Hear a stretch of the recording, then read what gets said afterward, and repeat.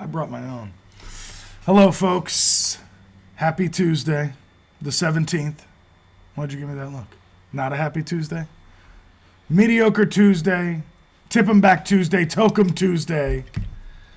Welcome to IDD. I am the redoubtable one, Tommy Izzo. This is the highly questionable one, and we're flipping up the script tonight as I lead us into our first somber segment. Although I thought this was going to be a segment full of darkness, death, and despair, as I think, from my standpoint, the Patriots ding dong, the bitch Belichoke is dead. Not officially. Not officially. You're right. That would be better. He'll live on. No, but like, I think going into this, most people thought if they lost this game it was over. I heard you say that. Mm-hmm. So I wanted to open the show because I know for the next 10 minutes or so I probably won't talk. Because he has, 20 minutes. Well, if it's 20, I'm going to say something by 10. But I'm going to allow him to unleash on the Patriots. Although, prior to the show, he told me it's going to be a message of hope. Now, it's hope for demolition. It's hope for rebuilding. And that's okay. So I like that. And without further ado, I give to you my good friend, RJ Miliaccio, recapping the Raiders against the Pats as the Pats drop to 1-5, lose 21-17. And the last time they were here was 1995. I remember where I was that day in 95. I was drunk. Because if you were a Pats fan back in those days, you kind of had to be. You were old enough? I was 95. I'm 21 years old. 21 and 94. Wow, what a 22. baby. What a baby. And of course, America, I waited till I was 21 to have my first drink. He's a pure soul. In any event, it was a day that I knew was coming because 3 years ago, 4 years ago, you've been on the moon, Tom Brady left. People still don't understand why. If you watch the game on Sunday, you are unequivocally slapped across the face with why he left. And why Mac Jones gets all my sympathy. And why Cam Newton got all my sympathy. Because Tom Brady was right. Okay? And this overrated, bloated codfish of a man who people up there, there's still idiots up there that are backing this ass clown. And I thought I was stubborn because he has systematically destroyed this franchise in under 4 years. And they were a playoff team 2 years ago with a rookie quarterback. So there was hope. There was hope. And all this arrogant son of a bitch had to do was spend his owner's, not his money, I might add, his owner's money, and do what every other GM on this planet in that sport does. They build around their quarterback. And why, Tom? What kind of league is it now, Tom? It's a passing league.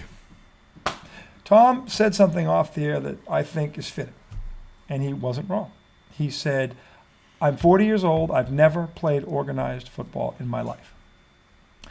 But Tyrod Taylor's run, audible to a run, is the one thing you don't do. And I know that. And I've never played or coached organized football in my life.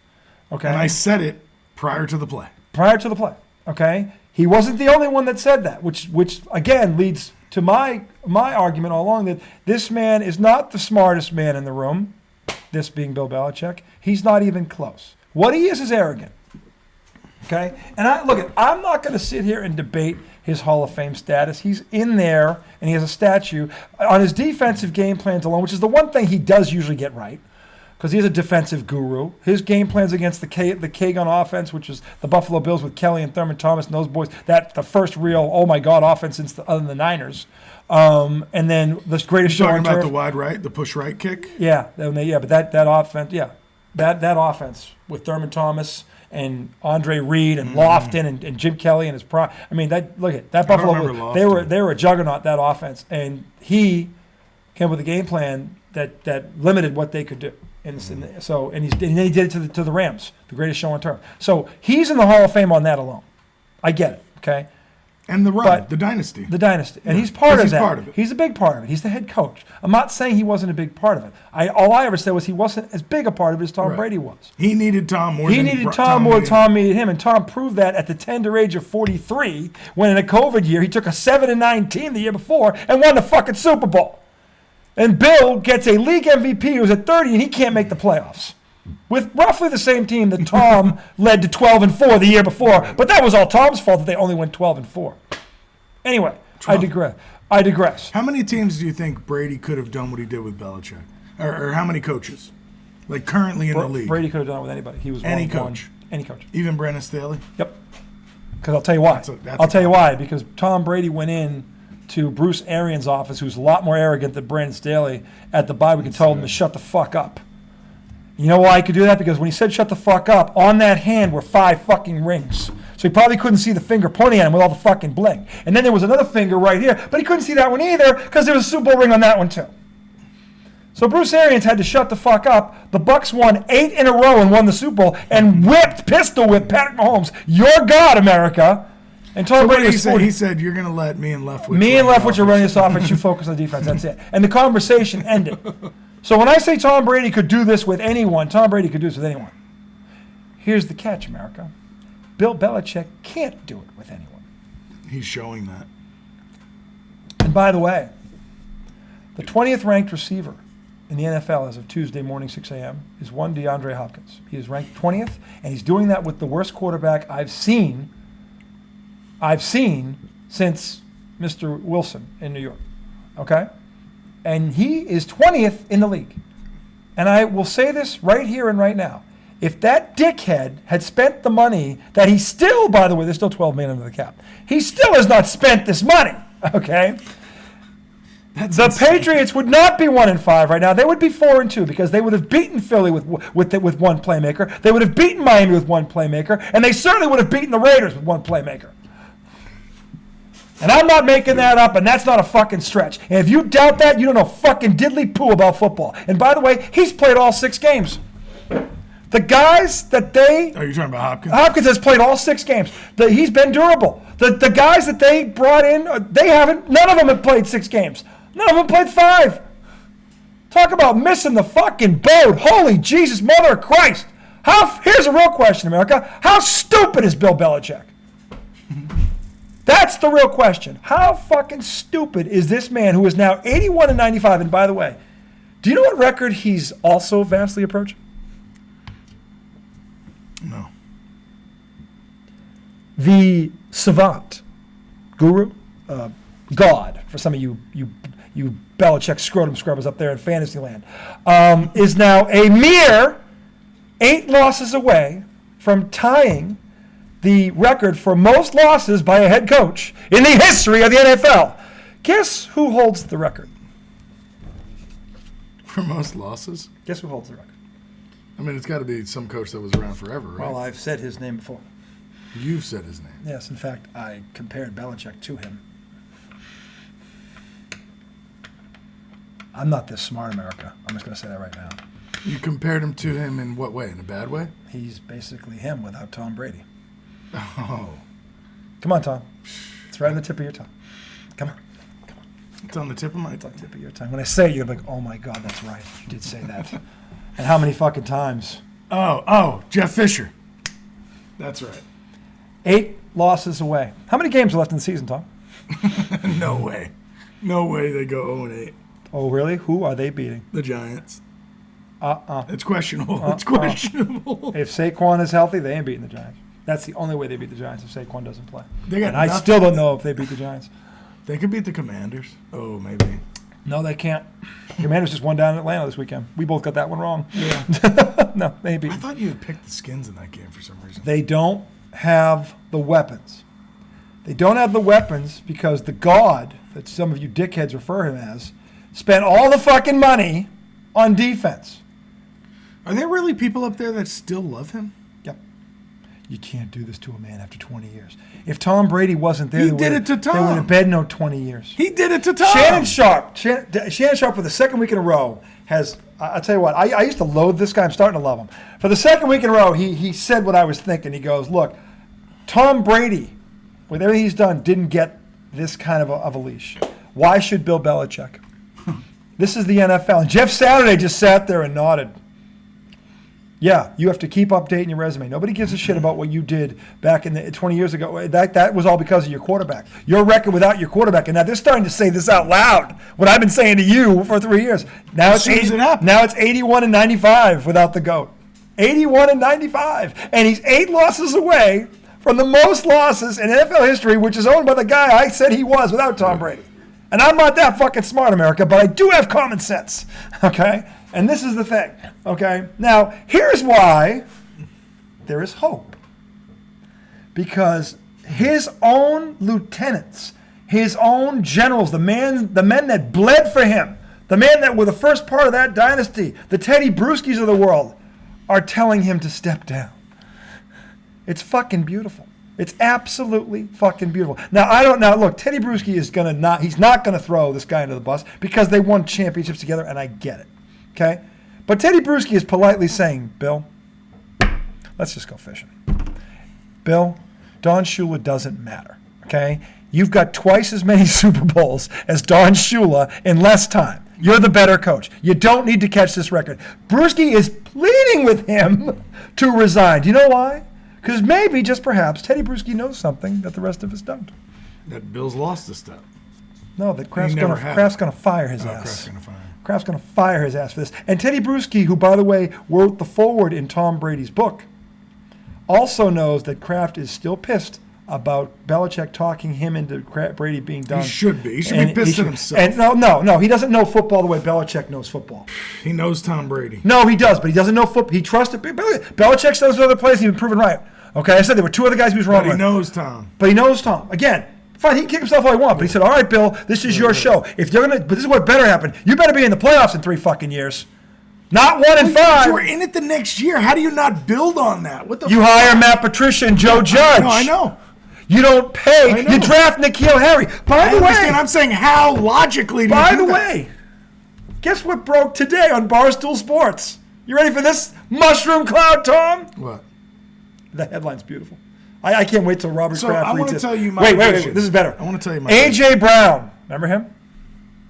A.J. Brown, America, says, and I quote, he cried. Tom, he cried.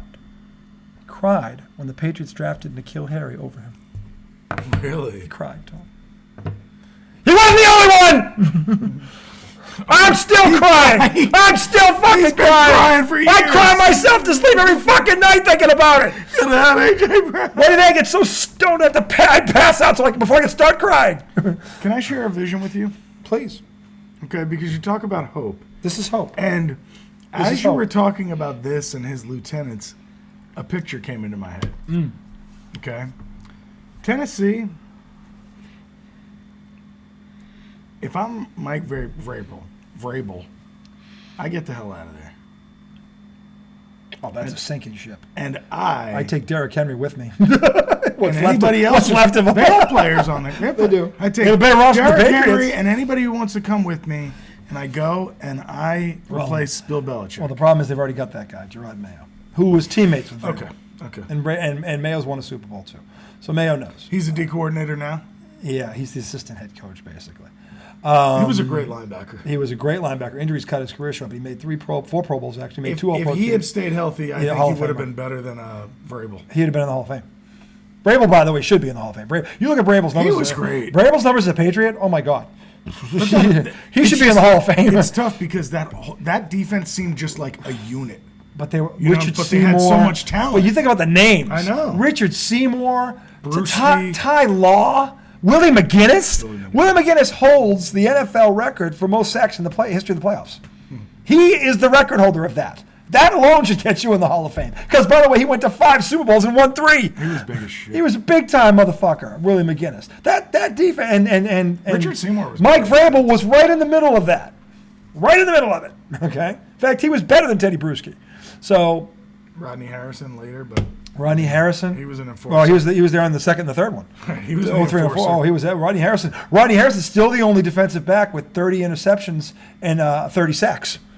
The only defensive back in NFL history, 30 plus in his career. Yeah. Wow. in a career. He's the only one. What's a high number for sacks at the DB? Like 20? I'd say 20 to 20. I mean, that's 20's high. That is high. 20's high. Because you're lucky if you get one every 5 games on a random blitz. 20 is high. He's got over 30, not 30, over 30, and he has over 30 interceptions. Okay, this is the back end of that defense. I'm saying the point, and then Ty Law is the second best cover corner of that generation behind only Deion Sanders. He's the second best. No one. He has more rings than Deion does. Okay, he picked off Peyton Manning 3 times in one game.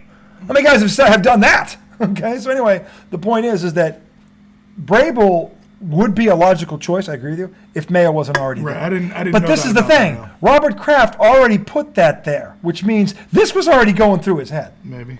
And I said this last spring. He gave Bill an ultimatum that you don't make the playoffs, barring injury. The problem is that injury was coaching. Exactly. That was coaching. That's why I don't think he's going to survive this if they don't turn it around. And as good as Judon is, what he's done to that offense, Judon can't save. Even Judon can't overcome. He can't. As great as he is, right? He had 15 and a half sacks last year. That's as many as Micah Parsons. Okay. Because the other offenses can kick field goals and beat y'all. Bill Belichick's inability to, one, see offensive talent, scouting-wise, because N'Keal Harry over A.J. Brown proves that. Okay, and that's not the only example. That's just the most recent one. The fact that A.J. Brown acknowledged it, A.J. Brown wanted to play with Tom Brady, and that was Tom Brady. Can you imagine Tom Brady and A.J. Brown? Ridiculous. Tom Brady never would have left America, and all Bill had to do was draft him on a rookie deal. And then he pays him later if he has to. Tom's probably retired. Then you pay him, and Mac Jones comes in. And Mac Jones comes in. And this is why Bill Belichick must go. He must go. Every other GM in the league would have done what he and I just said without playing 1 ounce of football, without coaching 1 second of football. You don't need to be a rocket science in the NFL. Actually, even that doesn't help. So what were the college numbers for N'Keal Harry versus A.J. Brown? They were both over 1,000 yards, but he was in the Pac-10. N'Keal Harry was? Yeah. Where was it? Arizona State. A.J. Brown, I forget. Where did he come out of? I forget. But the bottom line is, on Mel Kiper's draft board, on everybody's draft board, A.J. Brown was way higher than this kid. He was one. Everybody thought he was a first-round pick. No one thought N'Keal Harry was a first-round pick. Why did they do that? Because Bill Belichick doesn't want to pay players. And you know what? He thinks that he'll fit into our system. Did he trade back or he took him ahead? He took him at that pick. He took him ahead of and not just him. Deebo Samuel. Right. Okay, Terry McLaren for DK Metcalf, Deebo Samuel, and McLaren for the Commanders. That's how bad. That's an all-time guy. That's how bad he missed. But any GM would have been fired for that. You know it. A lot of people missed on that. Not apparently, because those guys went right after him. Did they? Yeah, all of them did, and then all of them went in the second round. If I put on video, you're at 18 minutes. If I put video of these two on college tape, there's not a person with 2 eyes at work that would have said, "Oh, I want Harry on this." There's not a person that would look at the video and picked him over him, but Bill Belichick did. Okay. Now again, the reason why there's hope is because even his most loyal subordinates are begging him and pleading with him to step down, because they know something's coming if this doesn't turn around, and they know it's not likely to. Because he doesn't have the talent. And by the way, lastly, I will say this, and I'll be sending you the post later. God love you, Tommy Kern, Pat's beat writer, wrote a story today saying Mac Jones did not deserve this. And that's the title of it. And he goes into everything I'm talking about. At length, verbatim, about what I've been talking about for 3 years. So he just wrote an article about it today. But he's not wrong, okay? So better late than never. Hey, at least he came around. But he's like, people blaming Mac Jones for this need their head examined. No quarterback, and he says no quarterback could have won with this offensive unit. Not one. And they didn't address it in March, and they knew in March, boys and girls, their offensive line was injured and banged up and had a problem. They had from March, by the way, that was before the draft. Their first 3 picks in the draft were all defense. Not offensive line, not receiver. And by the way, the defense last year finished 8th. The offense finished 27th. If you know those 2 things, and you're the GM, where are your first 3 picks going? If your defense is 8th, okay, and your offense is 27th, what are you doing with your first 3 picks? Just tell me. You have to address need. Now, some people say, you take the best player. When your team is that lopsided, you have to start building on the weakness. You can't just let it continue to be the weakness. And here's how bad this was, how monumental a fuck up this was by Matt Patricia and Joe Judge and Bill Belichick, by the way. The offense the year before was ranked 10th. They were sixth in scoring at 27 points a game. Mm-hmm. And Mac Jones almost won Rookie of the Year. Jamar Chase beat him out at the end, and he was a Pro Bowler. And everyone's like, well, that was all there. Like, he was runner-up to Rookie of the Year. That earned you. And they made the playoffs. Mm-hmm. Okay? And after all that, this idiot does he not only draft offensive talent to build around him, he brings in those two idiots to coach him. I don't know why Mac Jones is being blamed for anything. And then you look at what happened. Patricia and Judge is an all-time That's fireable. blunder. It's fireable. It's beyond fireable. It's almost like, I don't think you're fit to coach. You're just not fit to be here. Yeah, like. Are you sure you're in the right building? Bad of a decision. You should be in there's a janitorial closet down the hall. You might want to go out there and check that out. Like, I will freely admit, I would have made blunders on probably N'Keal Harry. Like, I can't evaluate shit like that. No. Maybe I can. Do your eyes work? Maybe it was that. Do your eyes work? Yeah. You would have seen these tapes and gone, I want the guy on the right. That's sad. And the guy on the right would have been AJ Brown. That's sad.